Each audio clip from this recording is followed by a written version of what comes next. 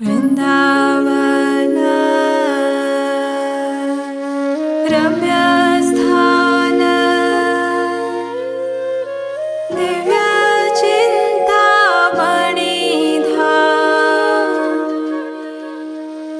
यतन मन्दिर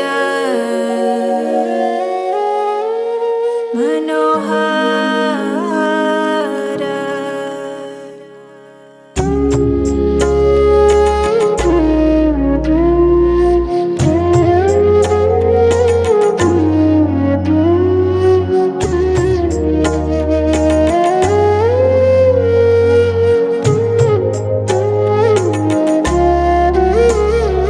राधा कुंड की जो महिमा है वो जैसा कि हम सबों को पता है कि राधा कुंड जो है वो गौड़िया धारा वैष्णव के लिए सर्वोच्च तत्व है राधा कुंड। तो राधा कुंड जो है बहुत रहस्यमय जगह है और अष्टकालीय लीला में राधा कुंड की जो लीलाएं हैं सर्वोच्च माधुर्यता की पराकाष्ठा हमें प्रदान करता है। तो राधा कुंड की महिमा रूप गोस्वामी ने उपदेशामृत में लगभग 3 श्लोक में 9 श्लोक संख्या 9, श्लोक संख्या 10, श्लोक संख्या 11 में बताते हैं कि राधा कुंड तत्व क्या है। राधा कुंड, राधा रानी में और राधा कुंड में कोई अंतर नहीं है। ये पुराण ये सब घोषित कर रहा है। पद्म पुराण ने घोषित किया है, वराह पुराण में लिखा है इनके बारे में, कई सारे पुराणों में ये रूप गोस्वामी सब कोट करते हैं।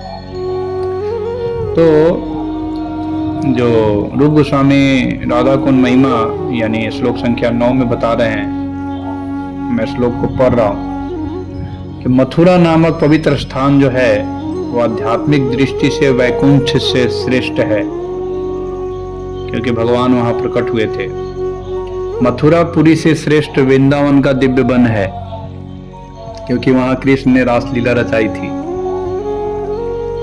वृंदावन के वन से भी श्रेष्ठ गोवर्धन पर्वत है क्योंकि श्री कृष्ण ने अपने दिव्य हाथ से उठाया था और यह उनकी विविध प्रेममय लीलाओं का स्थल रहा है। और इन सबों में परम श्रेष्ठ श्री राधा कुंड है क्योंकि यह गोकुल के स्वामी श्री कृष्ण के अमृतमय प्रेम से अप्लावित रहता है।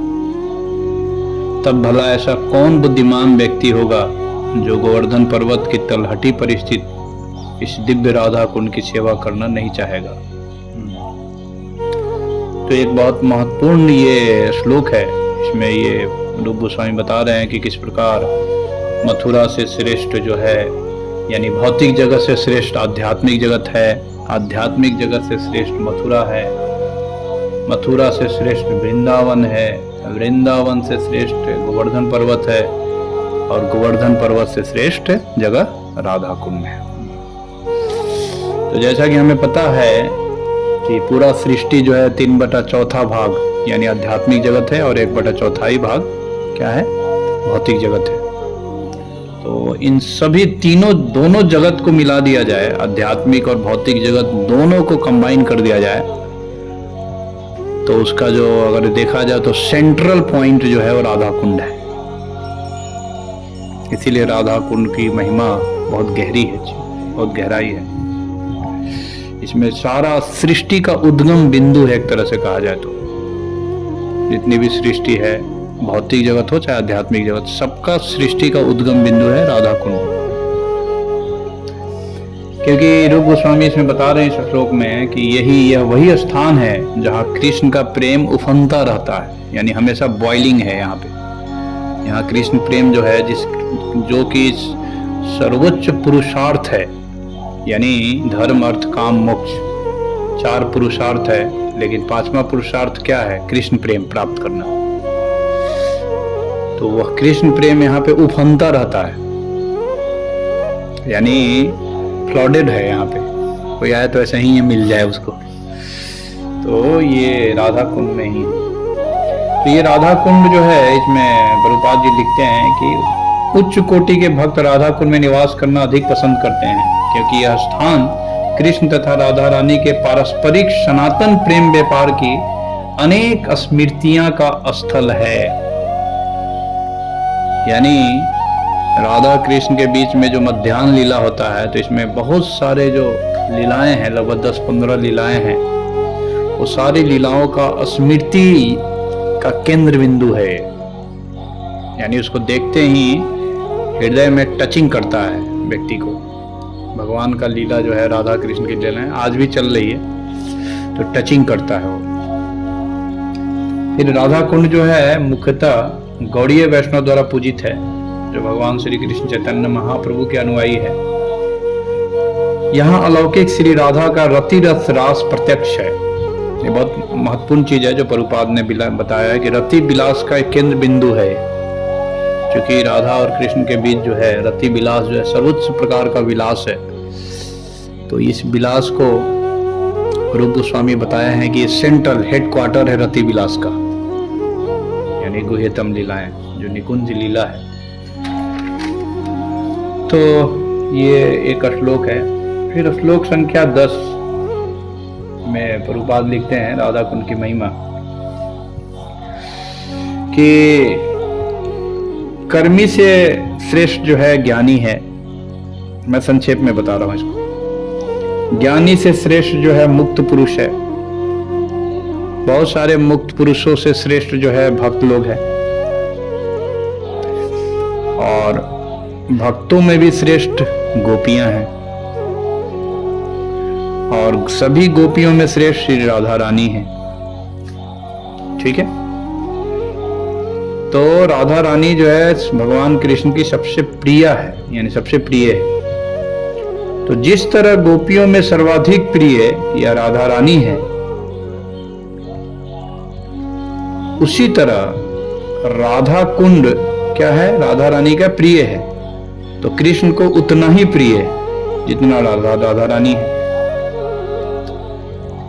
तो राधा कुंड में, इसमें रूप गोस्वामी प्रश्न कर रहे हैं कि तो राधा कुंड में ऐसा कौन है जो नहीं रहना चाहेगा, और उल्लास में भक्ति भाव से पूरित आध्यात्मिक शरीर द्वारा श्री राधा गोविंद के दिव्य युगल जो नित्य ही अपनी अष्टकाली लीला संपन्न करते हैं, उनकी प्रेममय सेवा करना नहीं चाहेगा। तो जो लोग राधा कुंड के तट पर भक्ति करते हैं, वे ब्रह्मांड में सर्वाधिक भाग्यशाली व्यक्ति हैं। तो इस श्लोक में भी रूप गोस्वामी ये बता रहे हैं कि किस प्रकार से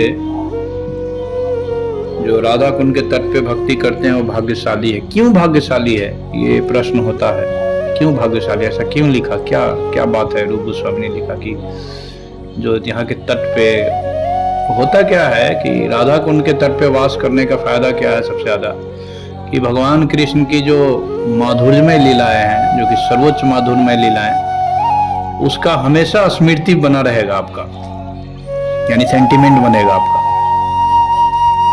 किसी चीज को जब प्रत्यक्ष रोज रोज देखोगे तो सेंटिमेंट निर्माण होता है, हमारा ओपिनियन निर्माण होता है, कॉन्शसनेस बनता है हमारा, और वही कॉन्शसनेस जब हम शरीर छोड़ते हैं तो वो कॉन्शसनेस हमें भगवत धाम ले जाएगा।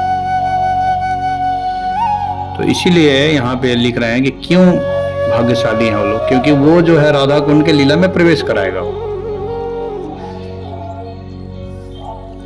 तो इस प्रकार रूप गोस्वामी क्रमशः निष्कर्ष निकालते हैं कि श्रीमती राधा रानी कृष्ण की सर्वश्रेष्ठ भक्त है, और उनका कुंड श्री राधा कुंड सर्वाधिक पूज्य स्थल है।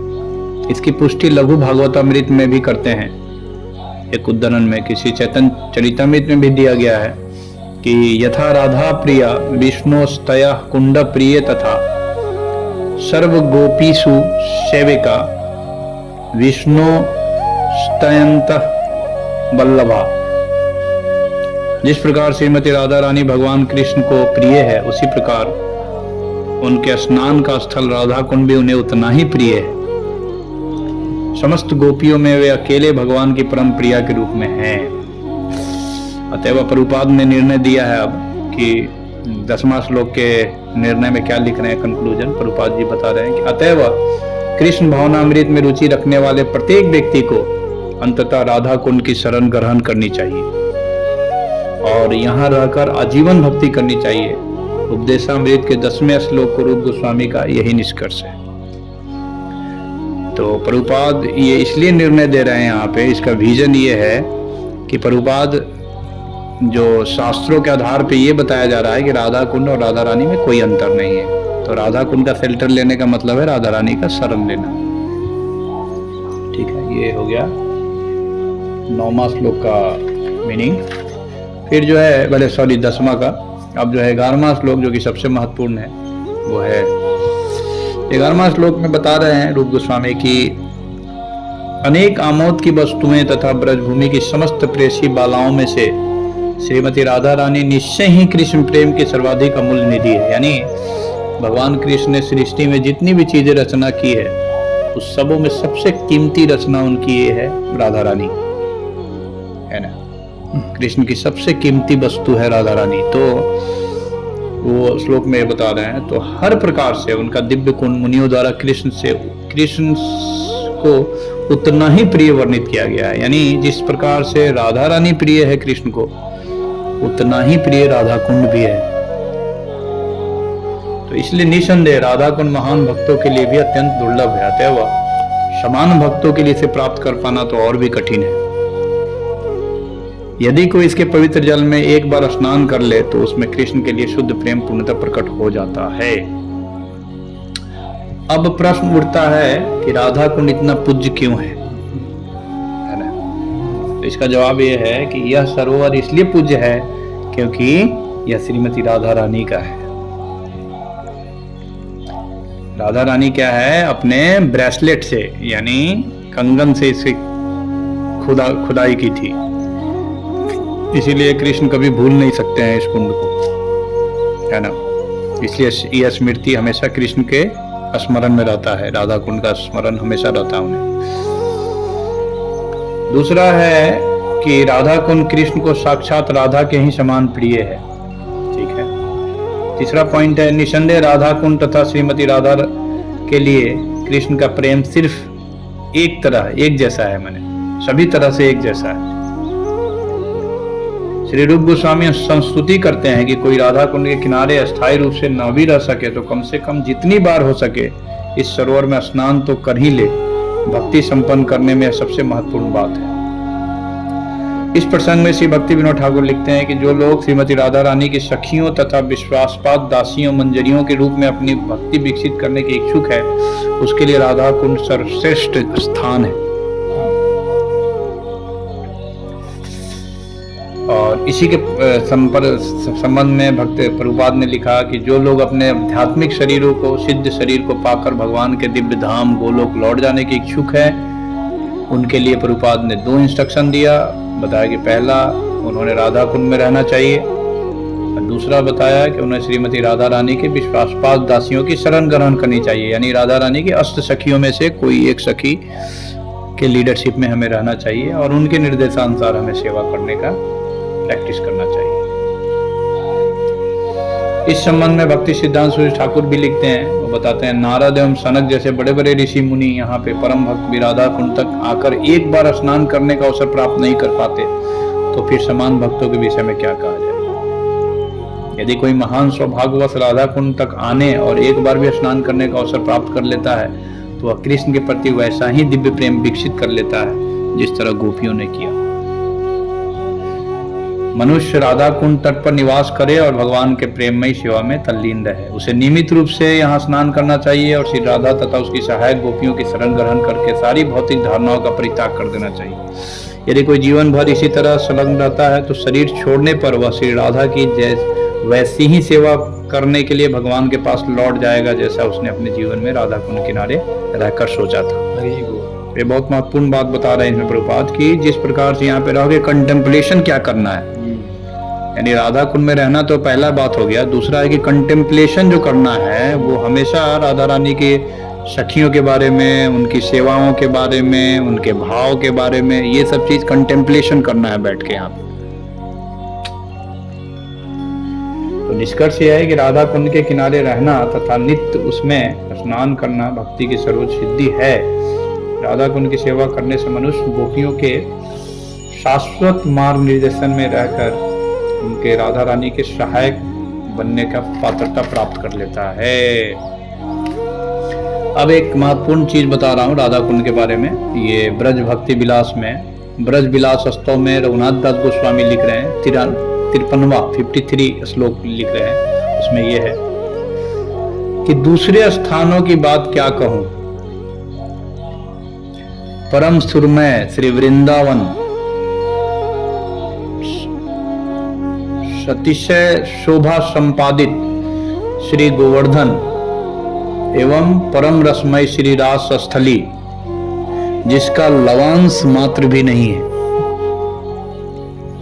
जिसका लवांश मात्र भी समकक्ष नहीं हो सकता है, प्राणों से भी प्रिय श्री राधा की भांति श्री मुकुंद को प्रिय है। उसी राधा कुंड का मैं आश्रय ग्रहण करता हूं। तो ये रघुनाथ दास गोस्वामी जी का निर्णय है कि दूसरे स्थानों की बात तो छोड़ दीजिए, इस ब्रज में भी वृंदावन को या रास स्थली को या गोवर्धन को, तीनों को बोलते हैं कि राधा कुंड के लवांश के बराबर भी ये तीनों जगह नहीं है। ये रघुनाथ दास गोस्वामी ने ब्रज विलास स्तव में लिखा है। फिर गोविंद लीलामृत में राधा कुंड की एक महिमा है, वो है चूंकि श्री राधा कुंड के अनूप अलौकिक गुण श्री राधा के ही समान है, अतएव श्री राधा कुंड श्री हरि को अति अति अति प्रिय है। ब्रज के पूर्णचंद माधव उनके गुणों से वशीभूत होकर निरंतर वहां पर विलास क्रीड़ा करते रहते हैं। जो जन एक बार मात्र श्री राधा कुंड में स्नान करता है, वह श्री कृष्ण के प्रति श्री राधा सम ममता प्राप्त करता है। अतएव ऐसा भूमंडल पर ऐसा कौन है जो श्री राधा कुंड की महिमा एवं मधुरिमा का वर्णन कर सकेगा। तो ये गोविंद लीलामृत में कृष्णदास कविराज गोस्वामी ये लिखते हैं राधा कुंड की महिमा के बारे में। फिर राधा कुंड की महिमा बहुत है और उनके बारे में कई सारे पुराणों में भी लिखा है। तो राधा कुंड के बारे में पद्म पुराण में लिखा है कि समस्त गोपियों में श्रीमती राधा रानी भगवान श्री कृष्ण की परम प्रेयसी है। उसमें यह भी कहा गया है कि श्री कृष्ण को राधा कुंड उतना ही प्रिय है जितना राधा रानी। श्री रघुनाथ दास गोस्वामी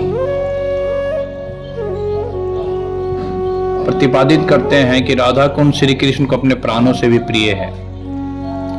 बराह पुराण में कथन है कि व्यक्ति राधा कुंड के जल में स्नान मात्र करने से समस्त पापों से मुक्त होकर विशुद्ध श्री कृष्ण प्रेम प्राप्त कर सकता है। महाप्रभु का जो अनुयायी है वो राधा कुंड को क्या बोलते हैं, ब्रजधाम का मुकुटमणि है। हम लोग के लिए जो गौड़िया धारा है उनके लिए राधा कुंड जो है ब्रजधाम का मुकुटमणि है। तो चैतन्य महाप्रभु जब आए थे सबसे पहले तो सारा काली खेत और गौड़ी खेत के रूप में राधा कुंड और श्याम कुंड था। तो चैतन्य चरितामृत में चैतन्य महाप्रभु के बारे में बहुत अच्छा लिखा हुआ है। जब आए थे उस समय, सब गोपी हैते राधा कृष्णे रा प्रेयसी, जैसे राधा कुंड प्रिय प्रिया रा सरसी, जय कुंड नित्य कृष्ण राधिकारा संगे, जले जल केली करे तीरे रास रंगे, सेई कुंडे जई एक बार करे स्नान, तारे राधा सम प्रेम कृष्ण करे दान, कुंडेरा माधुरी जेना राधारा मधुरिमा, कुंडेरा महिमा जेना राधारा महिमा। चैतन्य चरितामृत में कहा गया है। तो भगवान चैतन्य महाप्रभु इनको जो है प्रकट किए, ये भी एक बहुत महत्वपूर्ण तथ्य है, क्योंकि महाप्रभु अपने हाथ से पूरे ब्रज में एक जो चैतन्य महाप्रभु के द्वारा प्रकट जो लीला स्थली है वो एकमात्र जो है राधा कुंड। तो इसलिए भी हम लोगों के लिए बहुत महत्वपूर्ण है कि चैतन्य महापुरुष ने अपने इनका खोज किया, इनको प्रकट किया। तो राधा कुंड के में स्नान करने के चमत्कारिक प्रभाव कई सारे ग्रंथों में भी लिखे हैं। श्री राधा कुंड एवं श्याम कुंड में स्नान करने से व्यक्ति को राजस्वी तथा अश्वमेघ यज्ञों का फल प्राप्त होता है। आदि वराह पुराण में लिखा है, तत्कुंडे कार्तिकष्टमस्य तत्र स्नानत्वा हरे प्रिय, श्री रूप गोस्वामी के अनुसार श्री राधा कुंड इतना विमल, सक्षम तथा आध्यात्मिक उत्साहजनक है कि राधा कुंड में मात्र एक स्नान से शुद्ध कृष्ण प्रेम प्रकट हो जाता है ना। ये पद्म पुराण कार्तिक महात्म्य में लिखा है। तो ये सब जो है, इसमें राधा कुंड में ऐसा क्या है जो इतना महत्वपूर्ण बनाता है? केवल राधा कुंड पर और ब्रजभूमि के किसी अन्य स्थान पर श्री राधा गोविंद का निर्बाध रूप से आनंद भोग कर सकते हैं। यानी जो राधा गोविंद, राधा कृष्ण का जो लीला चल रहा है, मध्याह्न लीला, यही वो जगह है जहाँ पे कोई अपोजिशन की सखियां नहीं होती है। यानी चंद्रावली ग्रुप, सिर्फ राधा रानी की अष्ट सखी और उनके मंजरियां सब होती है, जहाँ पे कृष्ण अनकंडीशनल प्रेम प्राप्त करते हैं राधा रानी का। तो इसलिए भी एक बहुत गहराई रहस्य है इसमें। तो ये सब जो है कारण है। और राधा कुंड जो है वो राधा रानी ही है, इसका प्रमाण शास्त्रों से काफ़ी मेडिटेशन करके कई सारे भक्तों ने, सब मैं देखा ग्रंथ में, तो बाद में पता चला ही राधा रानी क्यों लिखते हैं। इसकी गहराई में क्या है कि अगर राधा कुंड के पूरे चारों तरफ कृष्णदास कविराज गोस्वामी ने अष्टकाली लीला में जो दिया है, तो राधा कुंड और राधा रानी में जब अंतर नहीं है तो इसका क्या आगे प्रमाण है? तो प्रमाण ये मिला कि राधा कुंड के चारों 8 दिशाओं में 8 सखियां का कुंज सब है। ये सबसे बड़ा प्रमाण है कि राधा कुंड और राधा रानी में कोई अंतर नहीं है, क्योंकि राधा रानी थे अष्ट सखियां। कृष्णदास कविराज गोस्वामी चैतन्य चरितमृत में लिखते हैं कि अष्ट सखी काय व्यू है, मतलब कि बॉडी का एक्सपेंशन है वो, यानी उन्हीं के शरीर से 8 सखी निकली हुई है राधा रानी के शरीर से। तो राधा कुंड मतलब राधा रानी का सखियां सब वो शरीर ही है चारों तरफ, उन्हीं का वो चक्र है, वो सब 8 चक्र सब है। यानी हमारे शरीर में अगर आप योगा सिस्टम में जाएंगे तो देखेंगे कि 8 चक्र होता है हमारे शरीर में। 8 चक्र जो है वो योगा लय सिस्टम पढ़ाया जाता है। वो चक्र का ओरिजिन जो है वो 8 सखियों के रूप में निकला है सब, ठीक है। जैसे ललिता है, विशाखा है, ललिता औरा चक्र है, विशाखा जो है फुट चक्र है, ऐसे ऐसे चक्र सब है। चित्रा कुंडलिनी शक्ति है, सब अलग अलग सब चक्र सब है। तो काफी गहरी चीज है, पर आप यही समझिए कि राधा कुंड जो है निश्चित रूप से जो है राधा रानी है साक्षात। इसीलिए प्रभुपाद ने इसमें दिया उपदेशामृत में कि यह सिद्ध शरीर देने के लिए सक्षम है। इसका मूल कारण यहीं पे लॉजिक है कि राधा रानी छोड़ के और कोई सिद्ध शरीर नहीं दे सकती है, और राधा कुंड और राधा रानी में कोई अंतर नहीं है। तो लॉजिक ये निकलता है कि राधा कुंड भी सक्षम है सिद्ध शरीर देने में, ठीक है। तो राधा रानी, राधा कुंड का जो है, हम उसका थोड़ा सा एक ब्रीफ में बताना चाहते हैं कि राधा कुंड जो है वो उसके उत्तर दिशा जो है राधा कुंड का, अगर हम 8 दिशाओं को लेते हैं पहले, तो उत्तर दिशा में जो है ललिता नंदन कुंज है, ठीक है। दक्षिण दिशा में चंपक लता का कुंज है, जिसको हेम कुंज भी बोलते हैं। उसका पूरा रंग जो है सोने का रंग है, पूरा वहाँ जितनी भी चीजें हैं सब सोने के रंग का है। वहाँ की पेड़ पौधे, मंडप, चैम्बर जो भी बने हुए हैं, कक्ष सब भगवान के लिए। पूरब दिशा में चित्रानंदन कुंज है, और पश्चिम दिशा में तुंग विद्यानंदन कुंज है, जिसको अरुण कुंज भी बोलते हैं। जो वहाँ की सब चीजें लाल है, अरुण कुंज में हर चीज लाल है, चिड़िया, पेड़ पौधे, वहाँ की जो बिल्डिंग है, वहाँ के झूले हैं, सब लाल कलर का है। तो ये चारों दिशाओं का 4 हो गए, 4 सखियां। फिर आप चलेंगे उत्तर और पूरब के जो कोण है, उसमें विशाखानंदन कुंज है उनका, और बहुत सुंदर कुंज है। उसमें वहाँ पे वो उसका कुंज का नाम है मदन सुखदा कुंज। दूसरा जो कोना है वो है आपका पूरब और दक्षिण कोना में इंदुलेखा का कुंज है, वो भी बहुत रहस्यमय कुंज है। उस कुंज में होली लीला होता है, और वो वहाँ का हर चीज वाइट है, यानी उजला है हर चीज, एवरीथिंग वाइट। तो वो उजला है सब चीज। तो ये वहाँ का ये हिंदू लेखा का कुंज है, ये उजला है हर चीज। उसके बाद हम चलते हैं दक्षिण और पश्चिम के जो कोण है, यानी जहाँ पे कुंडेश्वर महादेव जी बैठे हुए हैं, वो जो जगह है वो रंग देवी का कुंज है। वो उसको बोलते हैं, उसका पूरा कलर जो है श्याम कलर का है। वो भगवान कृष्ण को, राधा रानी का बहुत प्रिय कुंज है वो, क्योंकि उसका कुंज का एवरीथिंग जो है श्याम है, कलर है, ब्लू कलर है वहाँ पे। कई बार भगवान कृष्ण वहाँ पे और राधा रानी होती है उस कुंज में, तो कृष्ण पहचान में नहीं आते हैं। कोई बाहरी व्यक्ति आ जाए तो पहचान में नहीं आते। तो ये श्याम कुंज वहाँ का है। और जो पश्चिम और उत्तर के कोण है उसको वायु कोण भी बोलते हैं। उसमें सुदेवी सखी का कुंज है, जिसका नाम है हरित कुंज, यानी एवरीथिंग ग्रीन है, जो कि अष्टकाली लीला में मध्याह्न लीला का अंतिम लीला होता है वहां पे, पासा क्रीड़ा लीला। वो लीला के बाद ये लोग राधा और कृष्ण वहां से सब चले जाते हैं सूर्य पूजा के लिए, सूर्य कुंड के पास। तो ये 8 सखियों का 8 कुंज सब है। तो इसमें कृष्णदास कविराज गोस्वामी ये बहुत डिटेल बताते हैं राधा कुंड की जो लीलाएं हैं।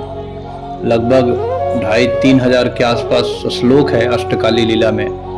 तो लगभग 1300 श्लोक जो है सिर्फ राधा कुंड के लीला के बारे में वर्णन है, यानी मोर देन 40%, 45% के आसपास। तो आप समझ सकते हैं कि राधा कुंड की लीलाएं क्यों महत्वपूर्ण है, क्योंकि वहाँ पे हम लोगों का स्वरूप भी रखा हुआ है। और जब उस पर मेडिटेट करेंगे तो आपको वहाँ से हमारा सेवा, हमारा मूड, क्यों लिखते हैं प्रभुपाद की राधा कुंड में हमारा स्वरूप है, यानी इसको ऐसे समझ सकते हैं कि राधा कुंड में इसलिए स्वरूप है क्योंकि राधा रानी 8 सखियां वहां पे अपने क्या बोलते हैं, अपने मूड के हिसाब से वहां पे सेवा सब हो रहा है। तो उसका एक सैंपल कृष्णदास कविराज गोस्वामी रखते हैं, तो हर व्यक्ति वहां से कनेक्ट कर सकता है अपने आप। वहाँ का कलर, वहाँ का सब चीज काफी डिटेल सब है, उतना हम डिटेल नहीं बोलेंगे, लेकिन सब दिया है सब डिटेल। तो धीरे धीरे कनेक्ट करता है जीवात्मा अपने। पहले तो सखी पता चलेगा, फिर सेवा पता चलेगा, फिर मूड पता चलेगा, फिर उम्र पता चलेगा, फिर आपका धीरे धीरे से और भी गहराई है ना, उसमें वास है, ये सब पता चल जाएगा। तो पता चलेगा, आप उसी के अनुसार धीरे धीरे फिर लीला में प्रवेश हो जाता है, एंटरिंग इनटू लीला। ठीक है, ये राधा कुंड हमें सहायता करता है लीला में प्रवेश के लिए। ठीक है, जय जय श्री राधे, हरे कृष्ण।